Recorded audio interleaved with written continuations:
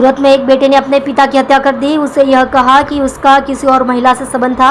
सूरत आज भी अपराध की नगरी के रूप में जाना जाता है और सूरत शहर में हत्या और झगड़े की घटनाएं होती रहती है। सूरत के सचिन JIDC इलाके में भी ऐसी ही एक घटना घटी है, जहां एक नाबालिग बेटे ने अपने पिता की हत्या कर दी है। पुलिस ने इस पूरी घटना में नाबालिग बेटे को हिरासत में लिया है और जांच शुरू कर दी है। सूरत में नाबालिग बेटे ने पिता की हत्या कर दी।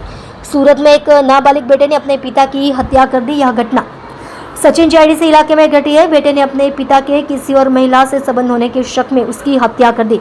घटना की सूचना मिलते ही पुलिस का एक काफिला मौके पर पहुंचा और जांच शुरू कर दी। परिवार के सदस्य भी मौके पर पहुंच गए हैं और पुलिस ने शिकायत दर्ज कर बेटे को हिरासत में ले लिया है। शव को पोस्टमार्टम के लिए भेज दिया गया है और पोस्टमार्टम के बाद शव परिवार को सौंप दिया जाएगा। आप देख रहे हो MPS 24 लाइव न्यूज चैनल, संपादक पारसमल प्रजापति के साथ। जो मरना તમારા ફોન થાય છે કયા કારણોસર હત્યા થઈ છે? તમારું નામ? મારું નામ સતીશભાઈ છે। શું હતી ઘટના?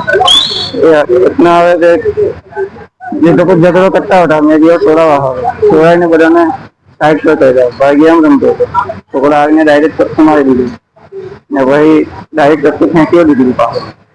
એટલે ભાઈ એમ તેમ કરી બધું ઓછું જ ગયું। શું સંબંધ છે મારનાર અને મરનાર?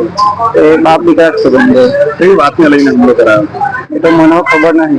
હાનથી ને હાનથી ફેરવી। શું ઉંમર છે છોકરા? 17 વર્ષના 8 મહિના। શું લાગી રહ્યું છે તમને હત્યાનું કારણ?